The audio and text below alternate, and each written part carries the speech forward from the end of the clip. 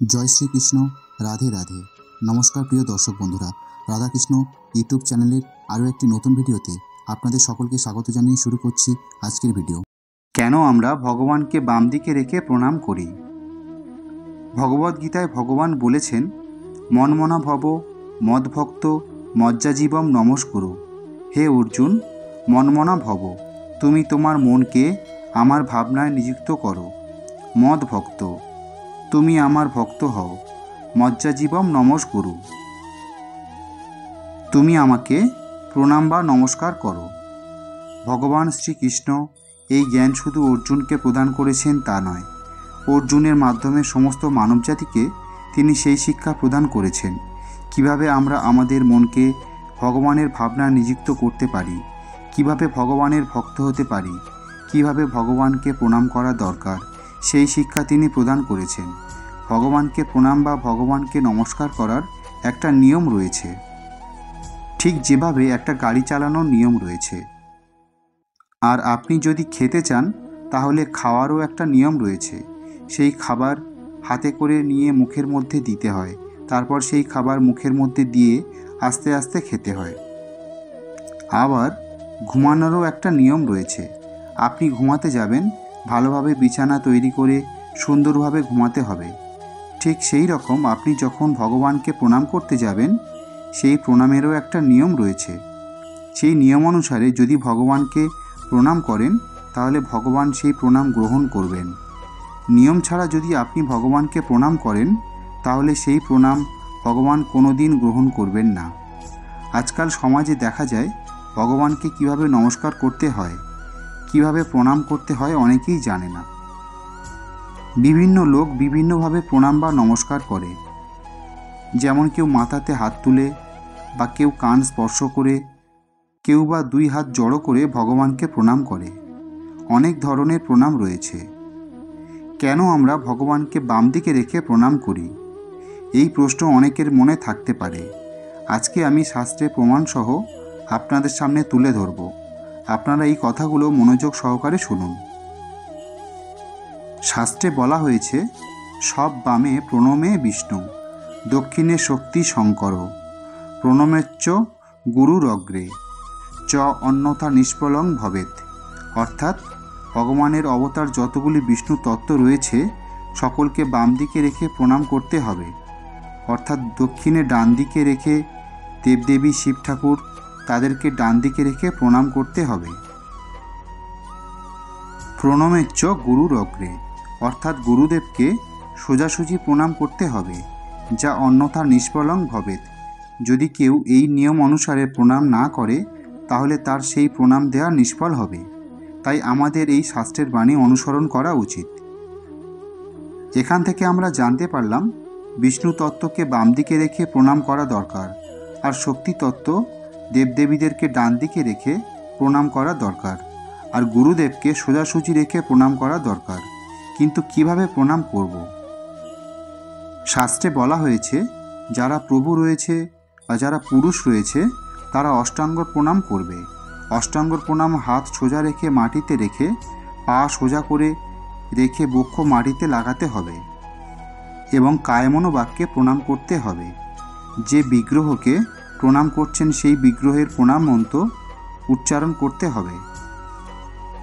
প্রণামের সময় অবশ্যই গুরুমন্ত্র আগে এবং গুরুমন্ত্রের পরে যে বিগ্রহকে প্রণাম করছেন সেই বিগ্রহের প্রণাম মন্ত্র উচ্চারণ করতে হবে।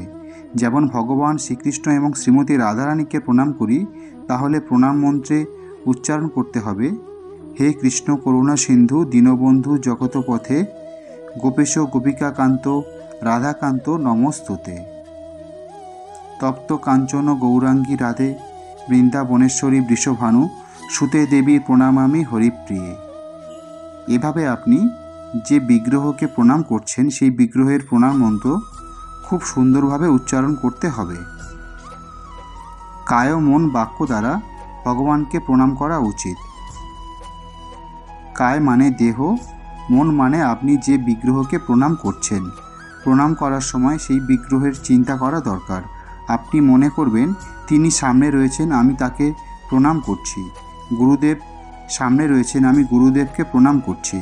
প্রণামের আরও একটি বিধি রয়েছে। বিশেষ করে মাতাজিরা পঞ্চাঙ্গ প্রণাম করবে, অর্থাৎ 5 অঙ্গ দ্বারা ভগবানকে প্রণাম করবে। মাতাজিরা ভগবানকে যখন প্রণাম নিবেদন করবে, একইভাবে তিনি গুরু প্রণাম মন্ত্র উচ্চারণ করবে এবং ভগবানের প্রণাম মন্ত্র উচ্চারণ করবে। যে বিগ্রহকে তিনি প্রণাম করছেন সেই বিগ্রহের প্রণাম মন্ত্র উচ্চারণ করতে হবে। অনেক সময় প্রভুরা পঞ্চাঙ্গ প্রণাম করেন, কিন্তু মাতাজিরা কোনো সময় অষ্টাঙ্গ প্রণাম করা উচিত নয়। প্রণাম করার সময় আমাদের আরও কিছু বিষয় খেয়াল রাখা দরকার। যেমন ভগবানের বিগ্রহ ডান দিকে রয়েছে, আপনি এমনভাবে দাঁড়িয়ে প্রণাম করছেন যেখান থেকে আপনার চরণ ভগবান দেখছেন আর আপনি আরও সামনে প্রণাম দিচ্ছেন। এইভাবে প্রণাম করা উচিত নয়। অনেক সময় দেখা যায় মন্দিরে অনেক ভক্ত থাকে, সেই সময় যদি আপনি অষ্টাঙ্গ প্রণাম না করতে পারেন তাহলে পঞ্চাঙ্গ প্রণাম করুন। ক্ষেত্র বিশেষে এর ভিন্নতা হতে পারে। আপনি যদি চান যে শাস্ত্রে অষ্টাঙ্গ প্রণাম করতে বলা হয়েছে তাই আমি অষ্টাঙ্গ প্রণাম করবই করব, এতে যদি 2-3 জন মাটিতে পড়ে যায় বা কাউকে আঘাত করতে হয় তারপরেও করব। আমাকে অবশ্যই অষ্টাঙ্গ প্রণাম করতে হবে, এরকমটি করা কখনোই উচিত নয়। যদি আপনাকে পঞ্চাঙ্গ প্রণাম করতে হয় তাহলে আপনি পঞ্চাঙ্গ প্রণাম করবেন। কথিত আছে ভগবান যখন কোনোখানে অবস্থান করেন সেখানে তিনি একা থাকেন না, তার সঙ্গে অনেক ভক্তবৃন্দ থাকেন, দেবদেবীরা থাকেন। তাই আমাদের এমনভাবে ভগবানকে প্রণাম করা উচিত, এমন পজিশনে করা উচিত যেন তারাও ভগবানকে প্রণাম করতে পারে আর আপনার যেন অপরাধও না হয়। ভগবান যখন শয়নে থাকেন, বিশেষ করে ভগবানকে যখন নিদ্রা দেওয়া হয়, সেই সময় ভগবানকে প্রণাম করা উচিত নয়। মন্দিরের ভেতরে ভগবানকে প্রণাম করা উচিত নয়। সেই সময় আপনি স্মরণে ভগবানকে প্রণাম নিবেদন করতে পারেন। ভগবানকে যখন আপনি অষ্টাঙ্গ বা পঞ্চাঙ্গ প্রণাম করবেন, মন্দির থেকে বাইরে এসে সেই প্রণাম করা উচিত। ভগবান শ্রীকৃষ্ণ অর্জুনকে যে কথা বলেছেন, মনমনা ভব মদ্ভক্ত মজ্জাজীবম নমস্কুরু। হে অর্জুন, তোমার মনকে আমার ভাবনায় নিযুক্ত করো, আমার ভক্ত হও, আমাকে নমস্কার করো বা প্রণাম করো। যেহেতু অর্জুনের মাধ্যমে সমস্ত মানবজাতিকে এই শিক্ষা তিনি প্রদান করেছেন, আমি আশা রাখি আপনারা সকলে ভগবানের এই বাণীকে অনুসরণ করুন, মেনে চলার চেষ্টা করুন। আমিও যেন ভগবানের বাণী মেনে চলতে পারি।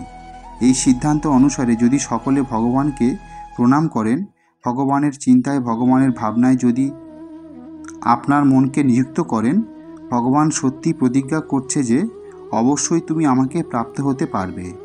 এই দুঃখময় সংসার থেকে মুক্ত হয়ে ভগবানের ধামে গমন করবেন। হরে কৃষ্ণ, রাধে রাধে। এই ছিল আজকের ভিডিওর বিষয়।